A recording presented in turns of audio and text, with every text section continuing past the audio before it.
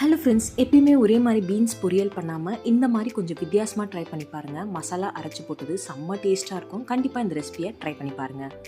ஒரு பேனில் நம்ம ஆயில் போட்டுக்கலாம், கடுகு போட்டுக்கலாம், ஒரு வெங்காயம் போட்டுக்கலாம். நல்லா இந்த மாதிரி மிக்ஸ் பண்ணி எடுத்துருங்க. கட் பண்ணியிருக்க பீன்ஸையும் போட்டுக்கலாம், மஞ்சள் பொடி கொஞ்சம் போட்டுக்கலாம், அரை கிளாஸ் அளவு வாட்டர் போட்டு தேவையான அளவுக்கு சால்ட் போட்டு ஒரு 5 நிமிஷம் நல்லா வேக வச்சுருங்க பீன்ஸை.